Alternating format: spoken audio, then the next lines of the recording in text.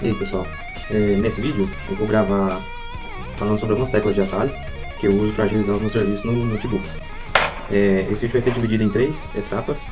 Primeiro eu vou falar sobre algumas teclas de atalho geral, de modo mais geral. Depois eu vou falar de algumas teclas de atalho específico do Google Chrome.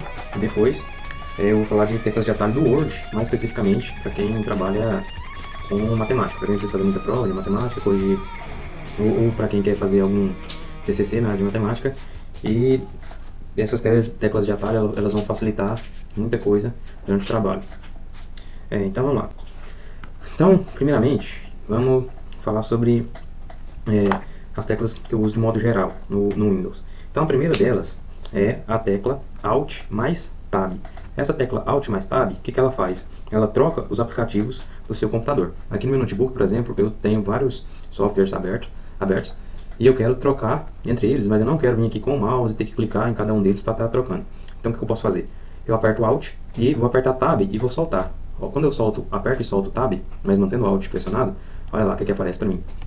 Todos os programas que estão abertos no meu notebook. Então eu posso ir passando de tela em tela, pressionando o Tab várias vezes, ele vai trocando de tela. Quando eu chego na tela que eu quero entrar, eu simplesmente solto o Alt e ele abre aquela tela automaticamente. A outra tecla de atalho é o Alt F4. O Alt F4 ele vai fechar qualquer programa que estiver aberto na sua tela. Outra coisa que eu uso também, que agiliza bastante o meu trabalho, é utilizar o botão do Windows para dividir a tela entre dois softwares. Por exemplo, se eu quisesse dividir a minha tela com o Word, então eu aperto o botão do Windows e aperto para o lado. Aí, quando eu solto o botão do Windows, ele vai mostrar aqui para mim qual os outros softwares que estão abertos que eu posso dividir a minha tela. Então, com as setinhas aqui do seu teclado, você pode escolher qual software que você quer dividir a tela. Eu quero aqui o Google Chrome, por exemplo. Então, agora, observa que eu tenho as minhas duas telas trocadas. As minhas duas telas dividindo a tela do meu computador, né?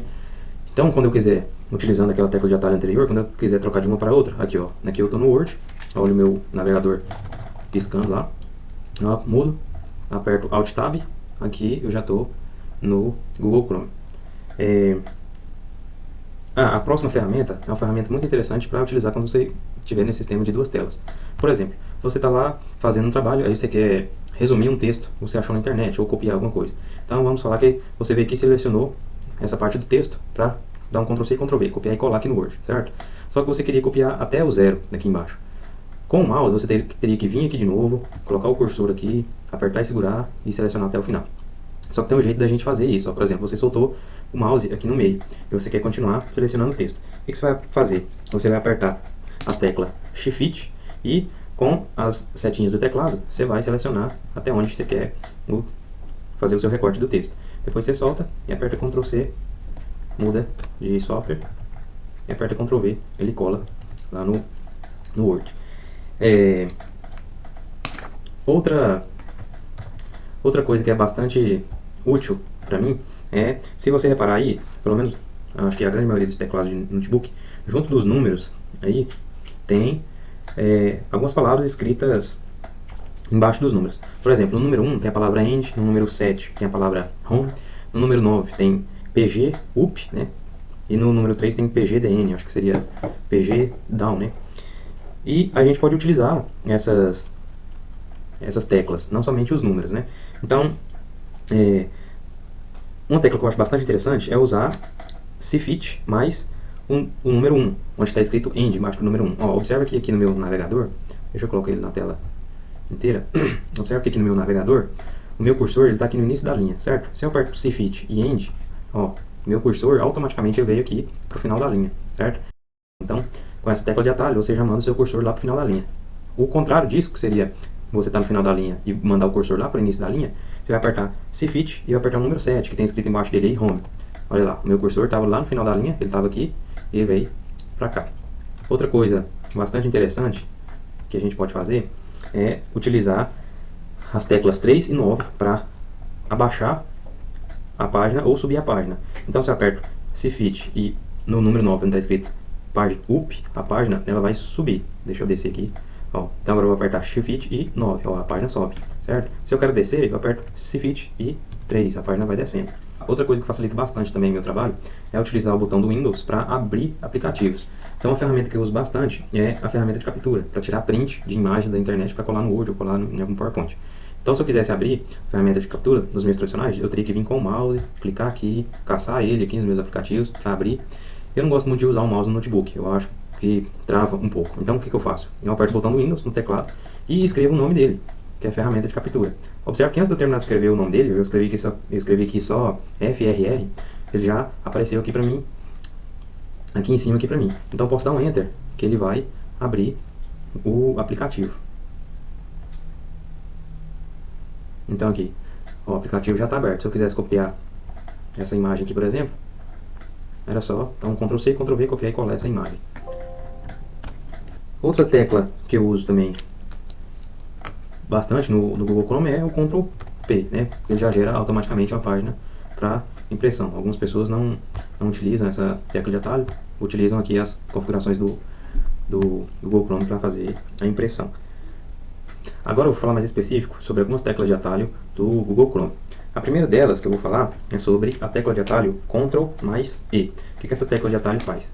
Então, suponhamos que você esteja em um site qualquer, aqui, você está lendo algum conteúdo na internet e você quer fazer uma nova pesquisa. Então, ao invés de vir com o cursor do mouse e apertar aqui para fazer sua pesquisa, você pode simplesmente apertar no seu teclado Ctrl mais E, que o seu cursor já vai aparecer aqui para você fazer a sua pesquisa. Outra tecla de atalho bastante interessante é a tecla Ctrl T, que ela abre uma nova aba.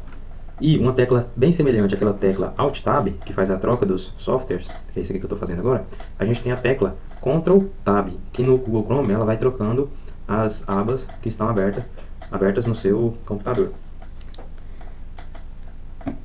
Então vamos supor que você tem muitas abas abertas no seu computador, e aí, para você não ficar apertando Ctrl Tab várias vezes, você pode simplesmente apertar Ctrl mais o número da aba que você deseja entrar. Por exemplo, aqui eu tenho 1, 2, 3, 4 abas abertas, certo?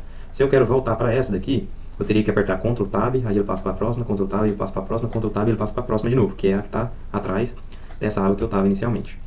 Mas eu posso apertar Ctrl e apertar o número dessa aba. No caso aqui é 1, 2, 3, é a terceira aba. Se eu apertar Ctrl 3, ele passa para essa aba aqui. Se eu apertar Ctrl 1, ele vai para a minha primeira aba, que é a quando está aberto o YouTube. Se eu apertar Ctrl 4, ele vai para a quarta aba. Ctrl 2, vai para a segunda aba. E assim, ele vai fazendo com quantas abas você tiver aberto no seu computador. Outra tecla de atalho é Ctrl W. Ctrl W, ele fecha a aba que está sendo exibida na sua tela. Uma outra tecla bastante interessante, que o pessoal usa muito, é a tecla Ctrl F. Essa tecla Ctrl F, ela vai fazer uma pesquisa no seu site que estiver aberto na sua tela. Então aqui eu escrevo professor, ele vai me mostrar que tem 10 palavras professor nesse site, e essa que está em evidência laranja aqui é a segunda palavra professor. Se eu for dando Enter, ele vai trocando. Então, agora eu vou falar sobre algumas teclas de atalho específicas do Windows, mas especificamente para quem é da área de matemática e tem que usar muito Windows para elaborar prova ou escrever textos matemáticos. Então, falando aqui inicialmente de algumas teclas de modo geral, então, em relação a texto, por exemplo. Então a gente tem a tecla Ctrl E, certo? Que ela vai centralizar o nosso texto. Se eu apertar Ctrl J, ele vai justificar o nosso texto.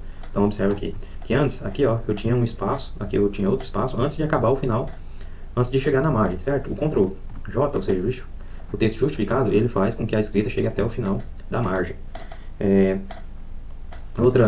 Outro atalho interessante é o Ctrl N, que vai colocar a palavra em negrito. O Ctrl I, que vai colocar a escrita em itálico. Lembrando que para ativar e desativar, se eu quiser ativar o Ctrl N, aliás, se eu quiser ativar o negrito, eu aperto Ctrl N. Se eu quiser desativar esse negrito, eu aperto Ctrl N de novo, que volta ao normal. Isso vale para todas essas teclas de atalho que eu falei no teclado do Word. A próxima tecla de atalho de texto é a sublinhado, que é Ctrl S. E temos também as teclas de atalho Ctrl Z, que elas... Então, vamos aqui, por exemplo, se eu, por acidente, apaguei o meu texto, eu aperto Ctrl Z, que o Word ele vai desfazer o que eu fiz. E se eu, não, realmente era para ter apagado esse texto, eu preciso que ele volte para o que eu tinha feito, eu aperto Ctrl R, que ele vai refazer o que eu desfiz. Aqui no Word a gente tem uma tecla de atalho bastante interessante, que é a tecla Ctrl L, que é aquela mesma tecla lá, Ctrl F, que eu mostrei lá no Google Chrome. Aqui, se eu digitar alguma palavra aqui, ele vai mostrar no meu texto essa palavra.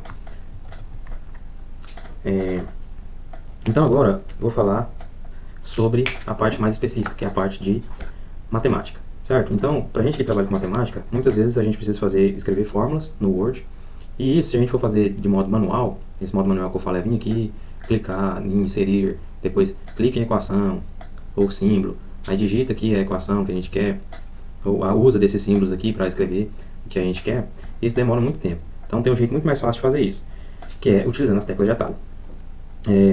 Então a primeira tecla de atalho, que é essencial, que vai ser necessária para todas as outras, é a tecla Alt igual. A tecla Alt igual, ela vai abrir essa caixa de equações.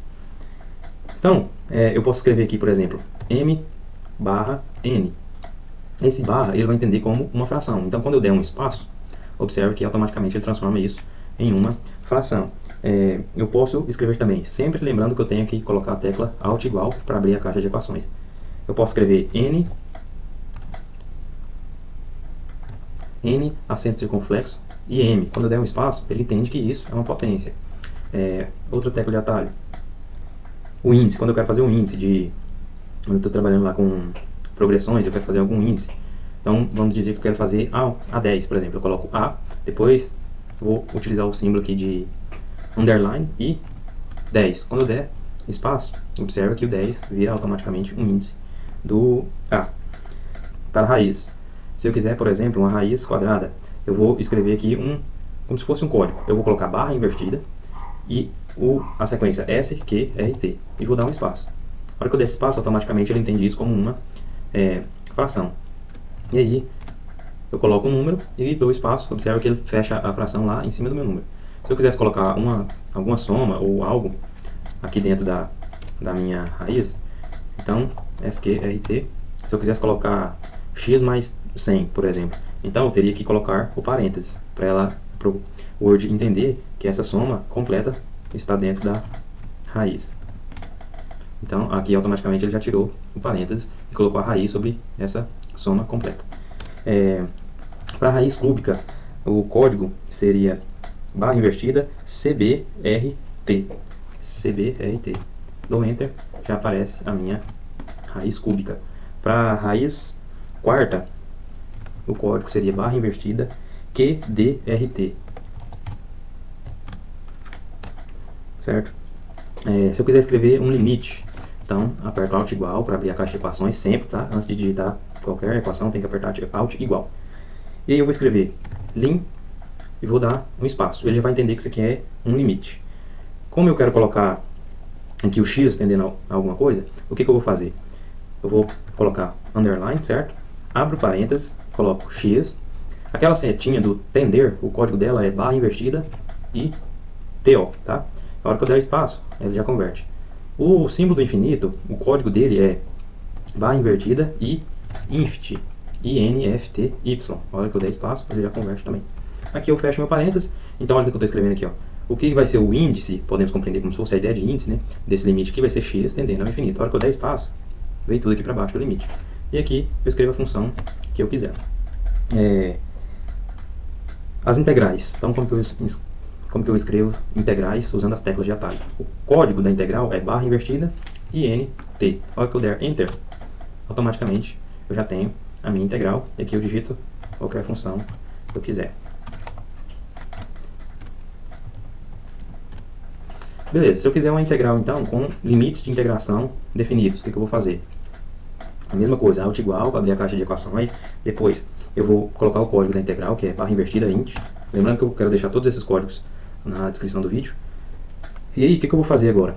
Eu quero essa integral definida de A até B. Eu vou, sempre quando eu quiser colocar algo embaixo de algum símbolo, eu uso aquela ideia do índice, que é colocar o símbolo de underline. Sempre que eu quiser colocar algo em cima de algum símbolo, eu uso aquela ideia da potência, que é o acento circunflexo.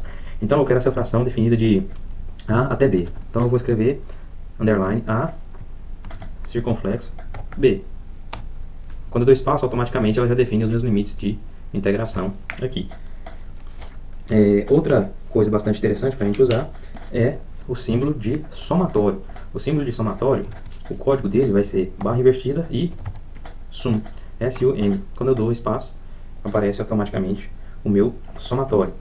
Então, vamos falar que a gente quer um somatório definido também, né? Então, a gente quer somatório de i de 0 até o infinito. Então, o que eu faço? A mesma ideia da integral. Barra invertida, sum, dou enter, aparece somatório. Embaixo, eu quero colocar ele de i igual a 0 até, então aperto acento circunflexo, barra invertida, infinity. Observe quando eu der o primeiro espaço, esse infinity ele vai virar o símbolo de infinito. Quando eu der o segundo espaço, ele vai entender isso aqui que eu escrevi como de onde até onde que esse somatório vai. Então, observe que agora a gente tem um somatório de i de 0 até o infinito. Símbolos como seno, cosseno, tangente, a gente pode só escrever eles normalmente mesmo, que a hora que eu der espaço, o Word ele já vai entender que é uma função tangente, uma função cosseno. Isso sempre dentro da caixa de equações. Tem alguns símbolos como, por exemplo, mais ou menos, que eu faço. Eu escrevo mais, depois menos, ele já entende que é um símbolo de mais ou menos. Alguns símbolos são interessantes também, como por exemplo o símbolo de pertence, que o código dele é barra invertida in. A maioria desses códigos aqui são do inglês, tá? Então, quando eu dou espaço, aparece o símbolo de pertence. Se eu quisesse o símbolo de não pertence, eu colocaria barra invertida e not in. Na hora que eu dou espaço, aparece o símbolo de não pertence. Agora falando sobre aqueles símbolos utilizados para representar conjuntos numéricos. O código deles vão seguir sempre um padrão. Você vai colocar barra invertida e vai escrever double, desta maneira. E vai colocar a letra que representa o símbolo. Por exemplo, nos naturais é o N, double N. Na hora que eu der Enter, aparece o símbolo dos números naturais. Se eu quisesse representar os reais, então barra invertida, double e coloco R. Lembrando que esse R aqui tem que ser maiúsculo, tá? Porque o símbolo dos conjuntos numéricos é em maiúsculo. Na hora que eu dou espaço, ele aparece o símbolo dos reais. Sinais como, por exemplo, igual, é só o sinal do teclado mesmo, não tem nenhum segredo. Sinais agora como, por exemplo, se eu quiser escrever o sinal de diferente. Então, o que eu precisava fazer? Eu coloco primeiro, tem que ser nessa ordem, tá? A barra normal, depois o símbolo de igual. Aí ele entende como o símbolo de diferente. Se eu trocar essa ordem, se eu colocar igual e depois barra, ele vai entender esse igual como sendo símbolo de igual mesmo, e essa barra que eu coloquei ele entende como uma fração. Como eu falei lá no começo, essa barrinha aqui, né, é como se fosse o símbolo de uma fração. Sinais de maior, menor, vão ser os próprios sinais do computador. Sinais de maior, igual ou menor ou igual, você vai fazer mais ou menos o mesmo pensamento do diferente. Você aperta no seu teclado o símbolo e depois aperta o símbolo de igual. Ele vai entender que nesse caso aqui é maior, igual é o símbolo de maior, igual. Existe também alguns atalhos que você pode utilizar durante o seu próprio texto. Então, por exemplo, digamos que você está lá escrevendo seu texto. Deixa eu copiar alguma coisa aqui da internet.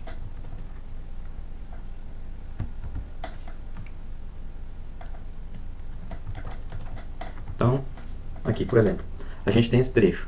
Aí você quer colocar aqui, isso aqui vai ser a definição 1, ou sei lá, você quer dar um destaque que esse aqui é o primeiro tópico que vai aparecer no seu texto. Aí tem aqueles símbolos que tem uma bolinha e um número dentro, né? Para esses símbolos, cada um deles vai ter um código. Então eu posso escrever aqui, ó, 2460 e apertar Alt X. Quando eu apertar Alt X, observa que ele já virou o símbolo 1 aqui, tá? Então, aqui fazendo aqui embaixo, 2460 e aperto Alt X. Na hora que eu solto, ele vira o símbolo 1. Tem inúmeros símbolos para isso, inúmeros códigos para isso. Para você ter mais acesso a todos esses códigos, você pode vir aqui em inserir e abre essa caixa de ferramenta aqui dos símbolos. Então, se você quiser utilizar alguns símbolos desses daqui, clicando com o mouse em cima de qualquer um desses símbolos aqui, tem inúmeros símbolos aqui, tá? Você vai perceber que cada um deles, ó, tem um código. 2211. Então, se você quer utilizar esse símbolo recorrente, é só você lembrar o nome, a numeração dele, depois de escrever o código dele, 2211, você aperta Ctrl X, ela aparece no texto. Nesse caso aqui seria como se fosse um símbolo de um somatório.